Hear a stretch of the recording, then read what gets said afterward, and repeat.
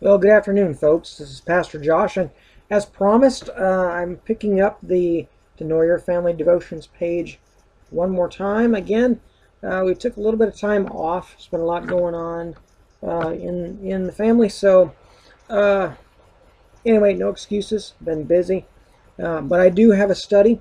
It's going to be about 3 videos long. It's about Gideon, out of Judges chapter 6 and chapter 7. Now, if you've done your refresher and been looking at it, hopefully you can see where I'm going to go with this. The Gideon story is more about perception than it is about anything remotely.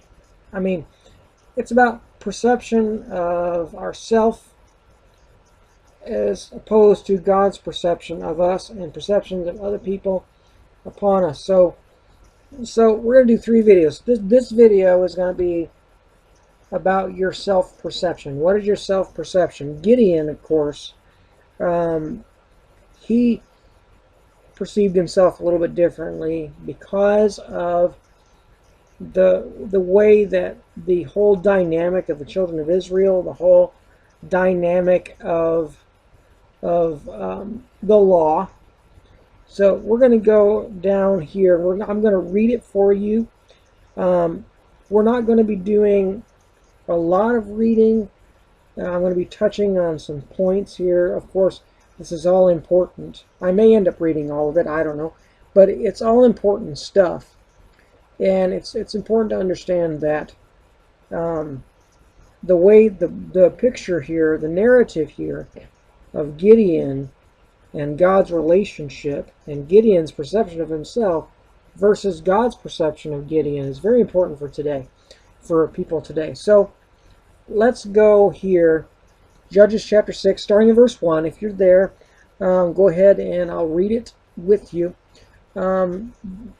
I'm going to be reading from the Modern English Version. So bear with me. If you don't have one of these, it'll be a little bit different than what you have. But if you do, it'll be the same. So let's look at this here. Chapter 6, verse 1. The children of Israel did evil in the sight of the Lord. So the Lord gave them into the hands of Midian for 7 years. Now, before I go on, says in here, the children of Israel did evil in the sight of the Lord. So the Lord gave them into the hands of Midian for 7 years. Now, that was just the first verse. Now, understand the dynamic of the children of Israel.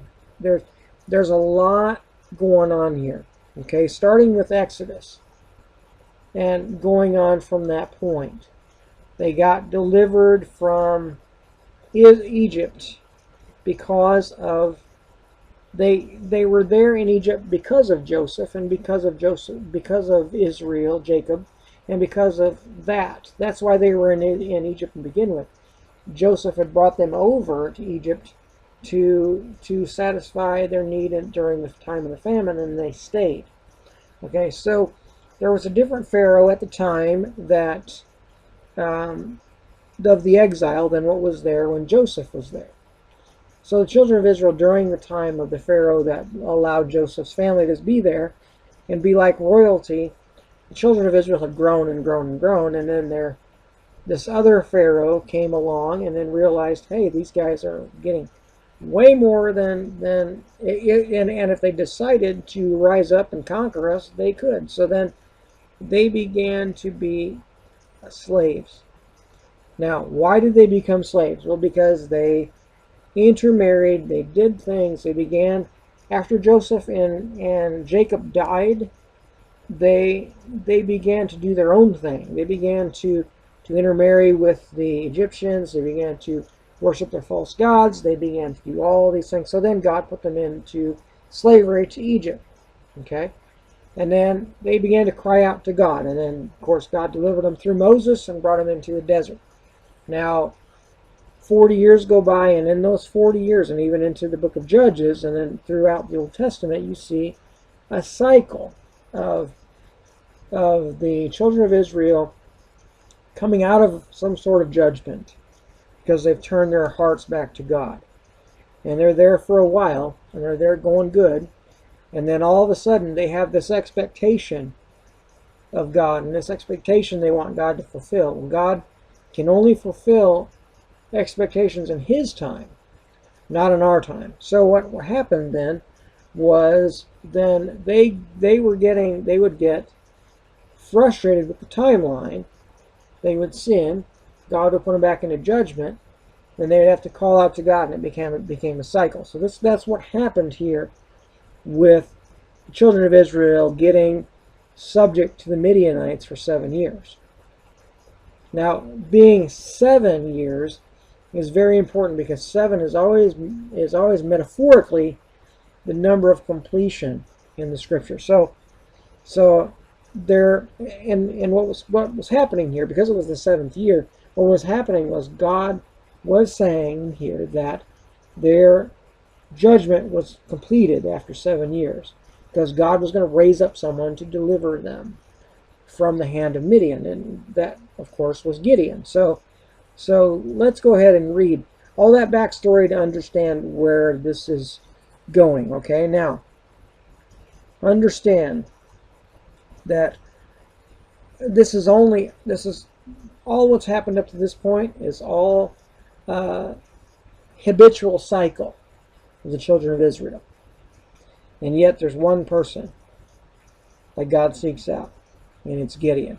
Verse 2, it says, the hands of Midian dominated Israel, and because of Midian, the children of Israel made hiding places for themselves in the mountains, caves, and strongholds. Whenever Israel would plant crops, the Midianites, Amalekites, and the people of the east would come up against them, and they would make camp by them and ruin the crops of the land all the way to Gaza.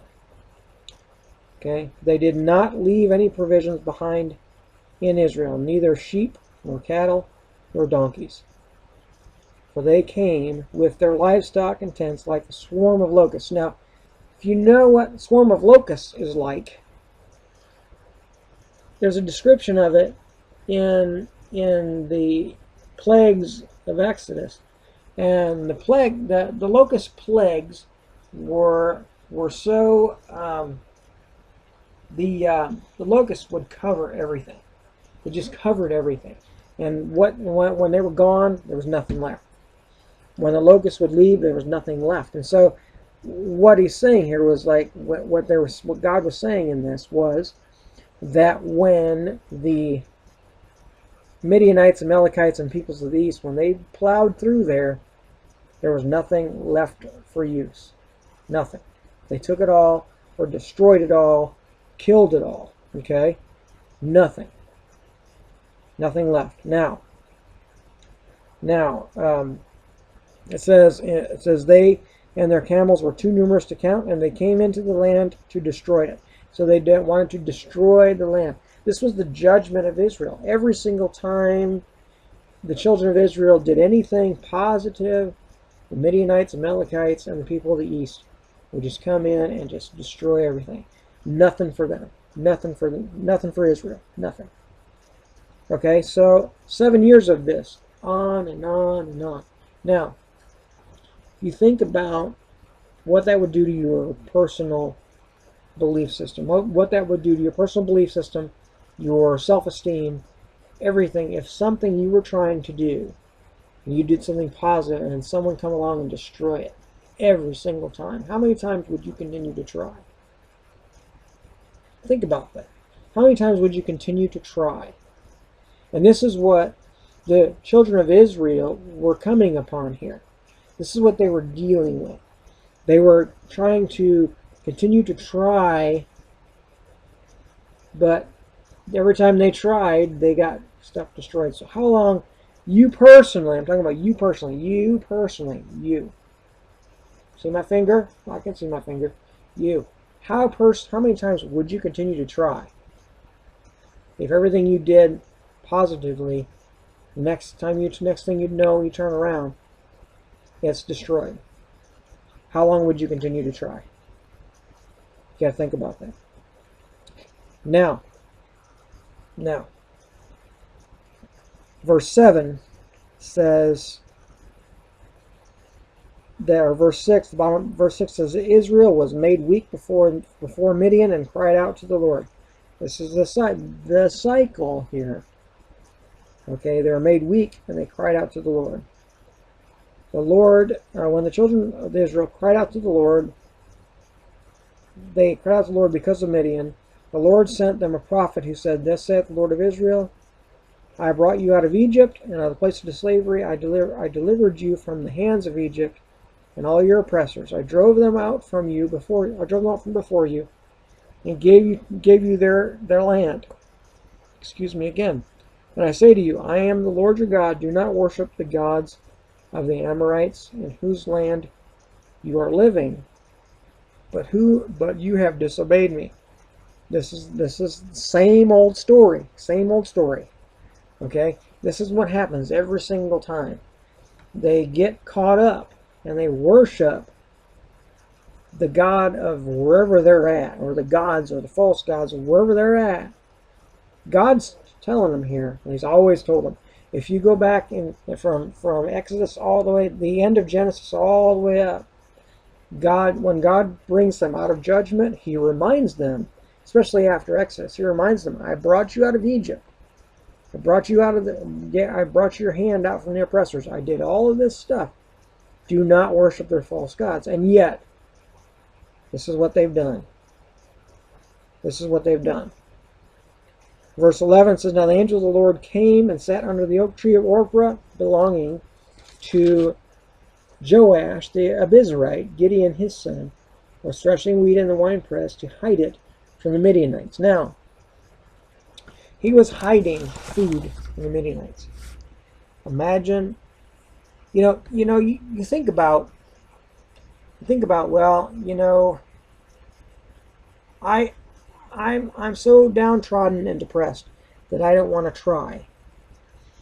I'm hiding away. I'm squirreling away food just to survive. When these people were the chosen people of God, who should have been standing up and standing firm, and they squirreling away food down like nothing. And the angel of the Lord appeared to him and said, The Lord is with you, you mighty man of valor. Now here's what I'm talking about. Perceptions, okay? What do you think the perceptions of the people of Israel, Gideon especially, when we get down here to Gideon and what he says to the angel of the Lord, but the Lord's perception of Gideon, is that he is a mighty man of valor. Let me tell you something. And I want you to listen to me. You might feel as though you're nothing. You hearing me here? You might feel as though you're nothing. But what is God saying to you? What is God saying to you? Has God told you you're nothing? No. God probably has told you the opposite of that. But listen. God looks upon your heart and who you are. See, God sees our potential, and we see our faults. That's the difference between our perception and God's perception. God sees your potential, and God sees who you're supposed to be. And all you can see is who you are right now. Your potential is where you are right now. If you are downtrodden and you're having difficulty, understand that you can only see temporal, which is what's right in front of you. God sees what's ahead of you and who you are in the future, your potential of who you can be. Okay? So he's telling Gideon, you are a mighty man of valor. Now, we're going to go on next time, because we're at 15 minutes. We're going to go on next time, verse 12 or verse 13 and following down. So if you want to go ahead and go ahead and, if it's available, go ahead and watch it. If it's not available yet, um, it'll be available in a couple days or within 24 hours. So go ahead and study these 1 through 10 verses and just self-examine yourself and see where you are. Pray before you do any of that, and allow God to show you. So until next time, I'm Pastor Josh. God bless.